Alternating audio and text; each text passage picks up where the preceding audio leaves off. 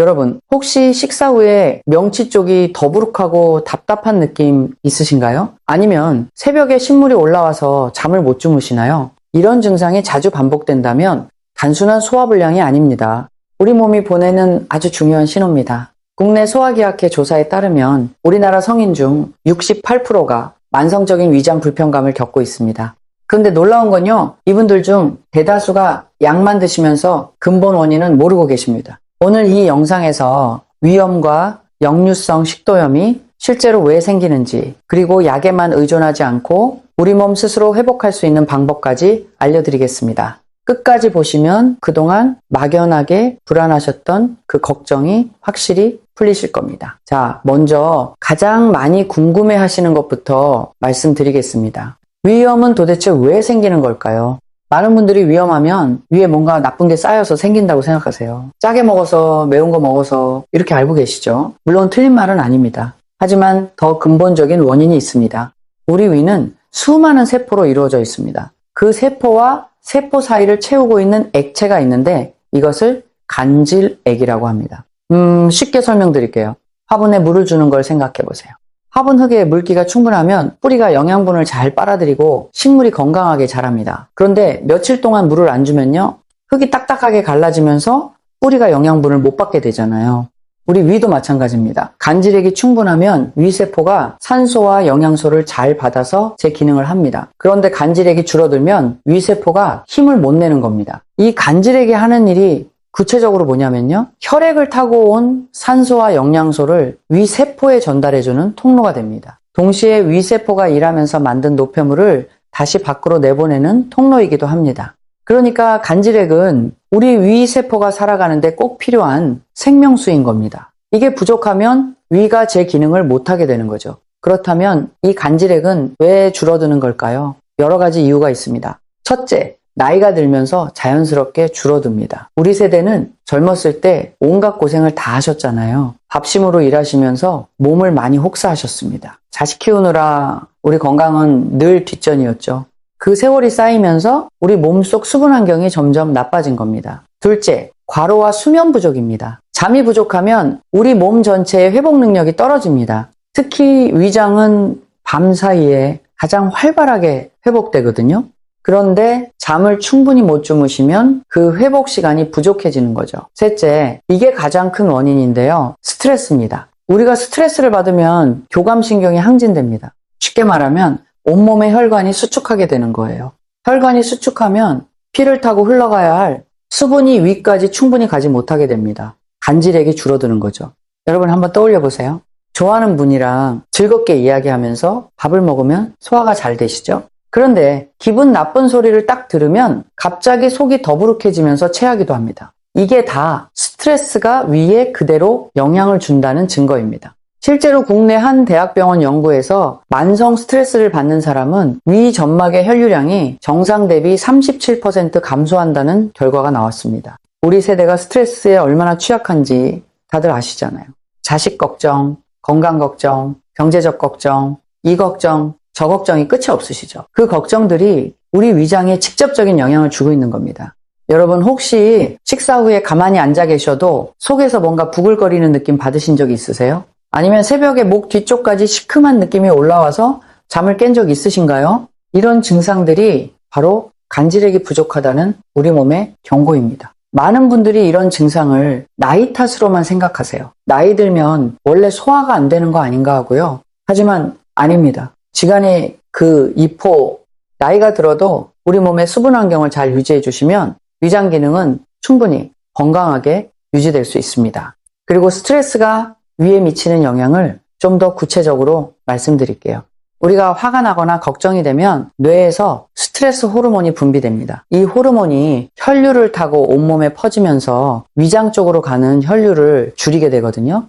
그러면 위세포가 필요한 산소와 영양소를 못 받게 되고 간질액도 줄어드는 악순환이 시작됩니다. 우리 세대는 특히 이런 걱정이 많으시잖아요. 자식들 걱정, 경제적 걱정, 건강 걱정, 이 걱정들이 쌓이면 우리 위장이 가장 먼저 타격을 받습니다. 이런 상태가 오래 지속되면 어떻게 될까요?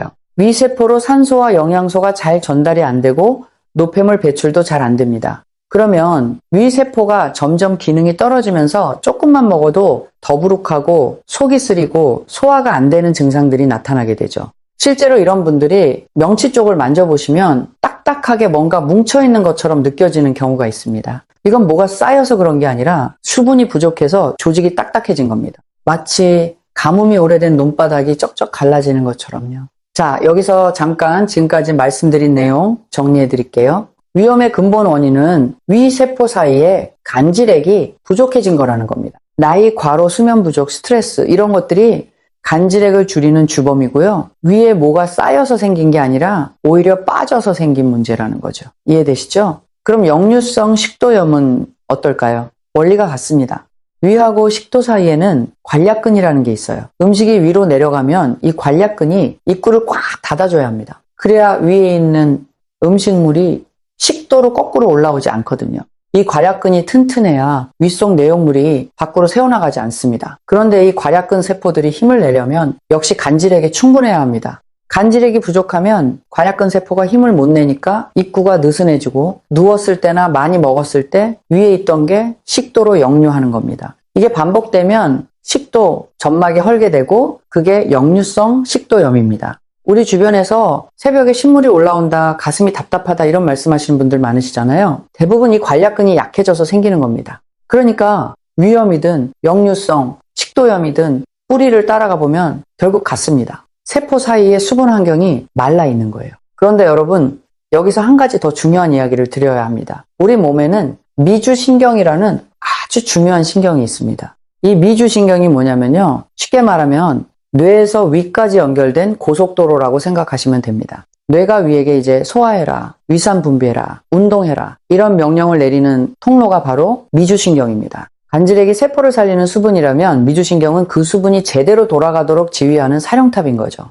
사령탑이 무너지면 아무리 좋은 자원이 있어도 제대로 쓸 수가 없거든요. 그런데 스트레스를 오래 받거나 자세가 나쁘거나 수면이 부족하면 이 미주신경의 기능이 떨어집니다. 고속도로가 정체된 것처럼 명령이 제때 전달이 안 되는 거죠.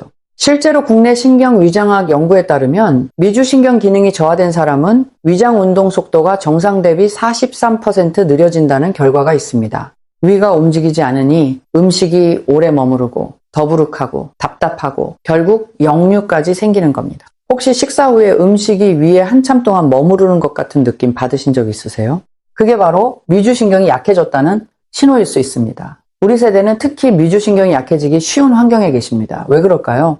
첫째, 앉아있는 시간이 길어요. 둘째, 우리 세대만의 걱정거리가 끊이지 않으시죠? 자식들 잘 되나, 손주들 잘 크나, 건강이 나빠지면 가족에게 짐이 되는 건 아닌가. 이런 생각들이 미주신경을 지치게 만듭니다. 셋째, 수면의 질이 예전 같지 않습니다. 잠을 자도 개운하지 않으시죠? 여러분, 그러면 미주신경을 약하게 만드는 구체적인 습관이 뭐가 있을까요? 의외로 우리가 매일 하는 것들 중에 있습니다. 첫째, 구부정한 자세입니다. 소파에 깊이 앉아서 등을 구부리고 계시면 목과 가슴 사이를 지나가는 미주신경이 눌리게 됩니다. 우리 세대 중에 등이 굽으신 분들이 많으시잖아요. 자세가 나쁘면 미주신경 전달 속도가 느려지면서 위장 기능에 직접적인 영향을 줍니다. 둘째, 과식 습관입니다. 한 번에 배가 터질 듯이 드시면 위가 과도하게 늘어나면서 미주신경에 과부하가 걸립니다. 식사 후에 유독 졸리거나 멍해지시는 분 계시죠? 그게 미주신경이 과부하 상태라는 신호일 수 있습니다. 셋째, 야식입니다. 밤 늦게 음식을 드시면 우리 몸이 쉬어야 할 시간에 위장이 강제로 일을 하게 됩니다. 미주신경도 밤에는 쉬어야 하거든요. 그런데 야식을 드시면 미주신경이 밤새 일을 해야 하니까 피로가 쌓이는 겁니다. 국내 한 소화기내과 연구팀 조사에 따르면 야식을 주 3회 이상 드시는 분들은 위장운동 기능이 정상 대비 26% 떨어져 있었습니다. 그리고 한 가지 더 말씀드리고 싶은 게 있어요. 우리 세대분들 중에 속이 안 좋으면 무조건 죽이나 미음만 드시는 분들이 계세요. 물론 급성으로 심하게 아프실 때는 부드러운 음식이 맞습니다. 하지만 만성적으로 위가 안 좋으신 분들이 계속 죽만 드시면 오히려 위의 근육이 약해질 수 있어요. 위도 근육이거든요. 근육은 써야 유지가 되잖아요.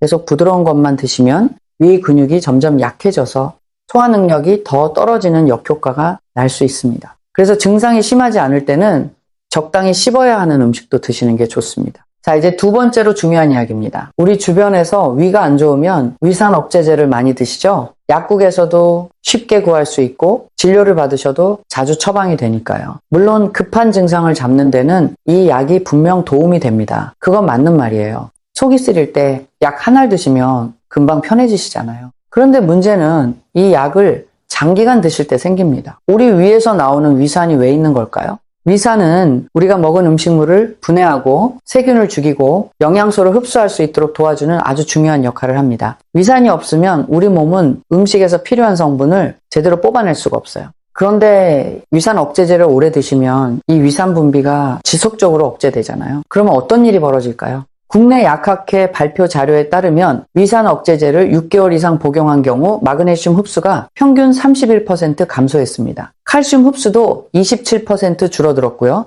비타민 B12도 제대로 흡수가 안 됩니다. 이게 왜 심각하냐면요. 마그네슘이 부족하면 근육 경련이 오고 심장 박동이 불규칙해질 수 있습니다. 칼슘이 부족하면 뼈가 약해져서 골다공증이 올 수 있고요. 비타민 B12가 부족하면 만성 피로감과 기억력 저하가 옵니다. 우리 나이에 뼈가 약해지고 기억력이 떨어지면 얼마나 불안하시겠어요. 손주들 손잡고 산책하려면 우리 뼈가 튼튼해야 하잖아요.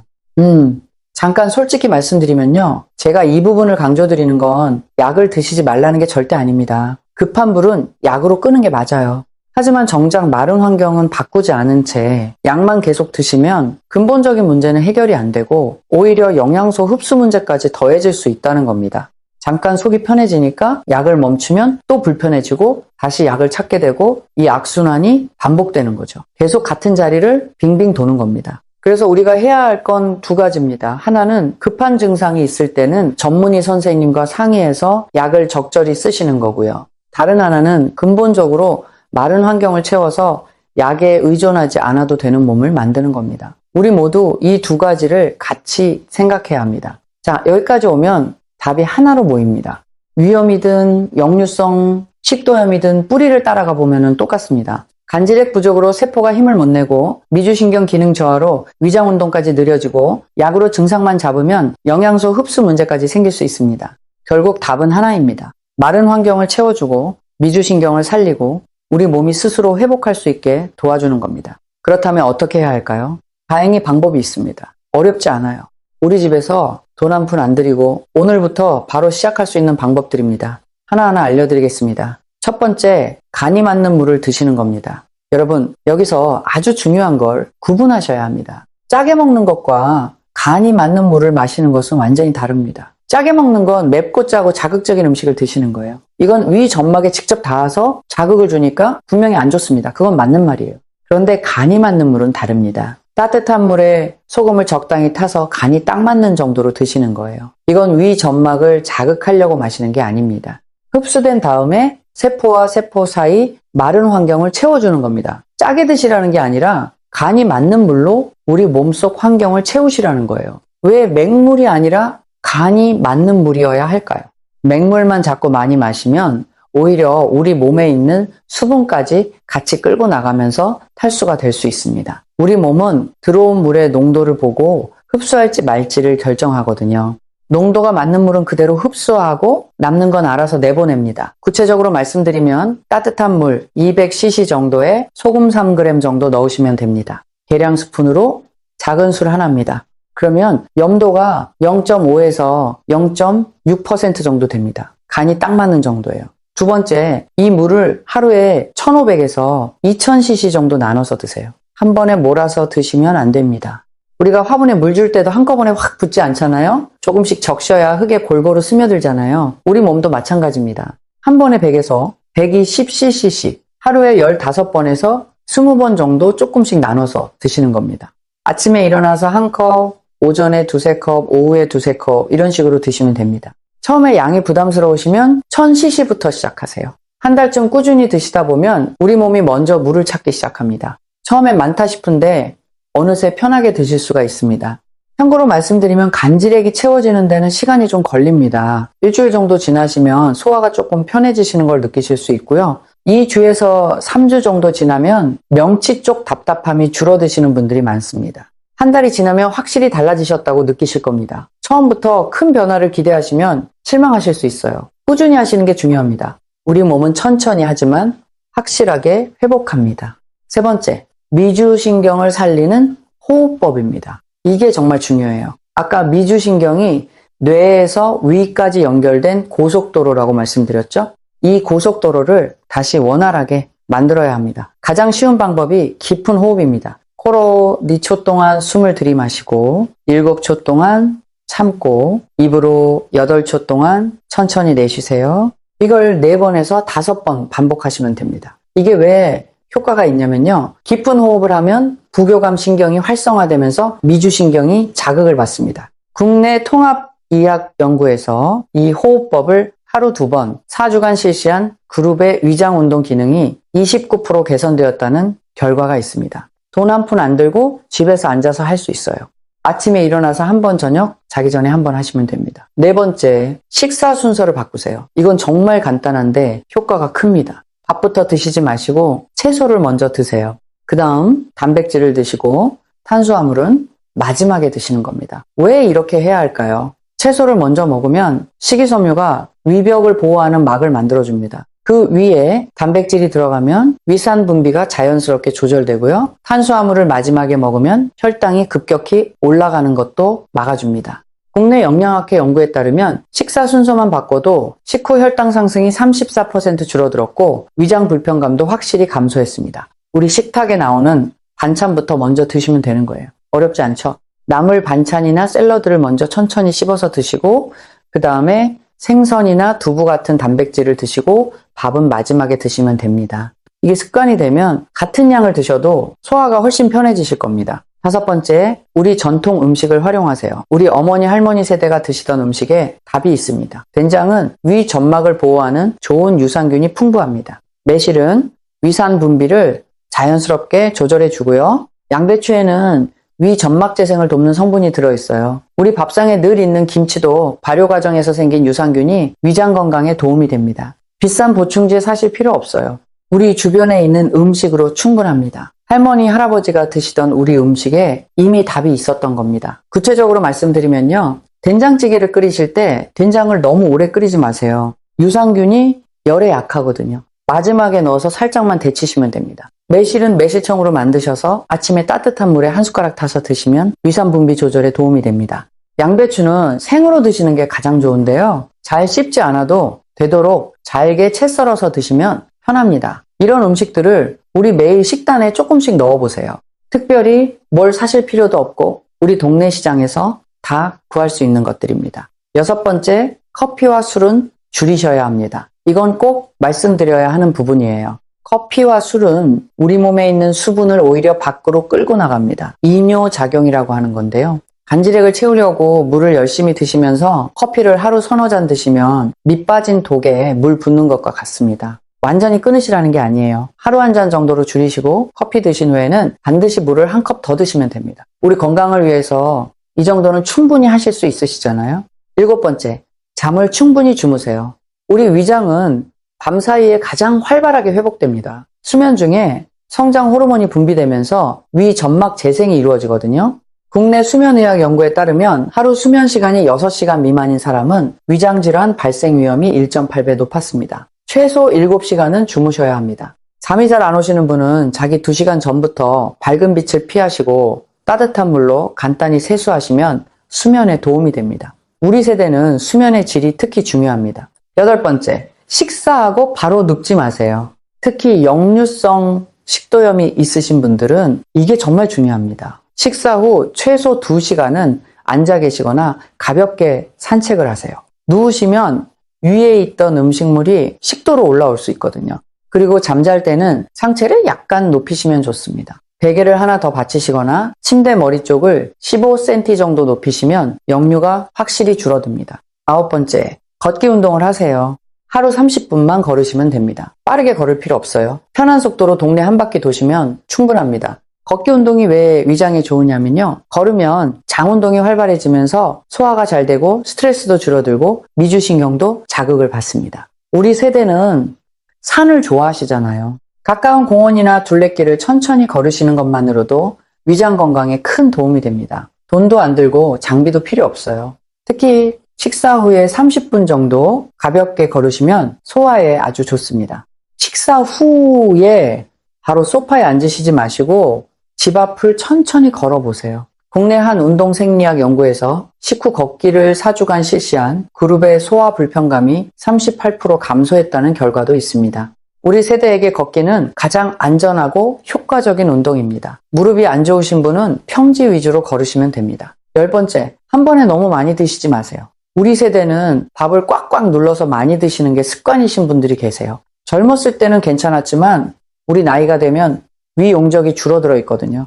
배가 살짝 덜 찬 것 같다 싶은 정도가 딱 적당합니다. 소화 기능이 약해진 우리 위를 배려하는 겁니다. 우리 세대가 늘 드시던 양보다 조금만 줄이시면 됩니다. 처음에는 허전하실 수 있지만 일주일만 지나면 그 양에 익숙해지실 겁니다. 11번째, 자세를 바르게 하세요. 아까 미주신경 이야기하면서 구부정한 자세가 안 좋다고 말씀드렸죠? 식사할 때는 허리를 곧게 펴고 앉아서 드시는 게 좋습니다. 식사 후에도 가능하면 등을 곧게 펴고 계세요. 구부정하게 앉아 계시면 위가 눌리면서 역류가 더 잘 생기거든요. 하루에 3번 식사 시간마다 자세를 의식하시는 것만으로도 효과가 있습니다. 12번째, 식사 도중에 물을 벌컥벌컥 드시지 마세요. 식사 중에 물을 많이 마시면 위산이 희석되어서 소화력이 떨어질 수 있습니다. 식사 30분 전에 미리 물을 한 컵 드시고 식사 중에는 아주 조금만 드시는 게 좋습니다. 식사와 식사 사이에 간이 맞는 물을 나눠서 드시면 됩니다. 자, 여기서 한 가지 꼭 말씀드려야 할 게 있습니다. 우리 모두 건강에 관심이 많으시지만 이런 증상이 있으시면 오늘 말씀드린 방법보다 병원 검사가 먼저입니다.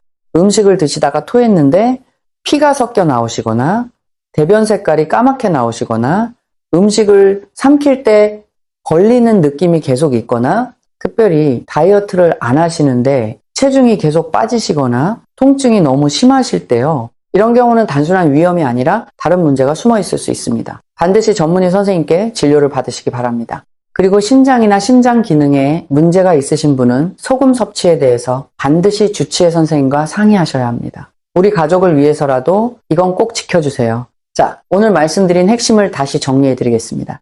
우리가 기억해야 할 건 3가지입니다. 첫째, 위염과 역류성 식도염의 근본 원인은 간질액 부족입니다. 세포 사이의 수분 환경이 말라서 위 세포가 힘을 못 내는 거예요.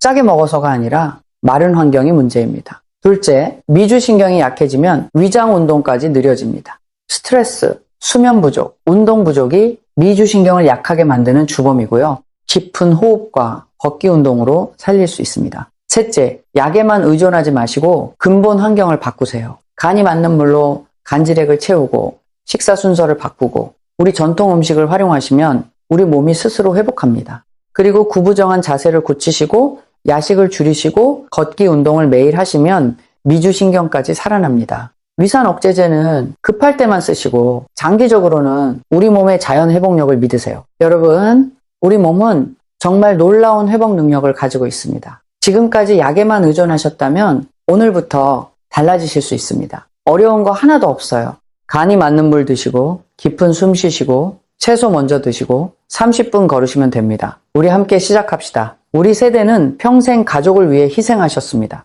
이제는 우리 건강을 챙길 때입니다.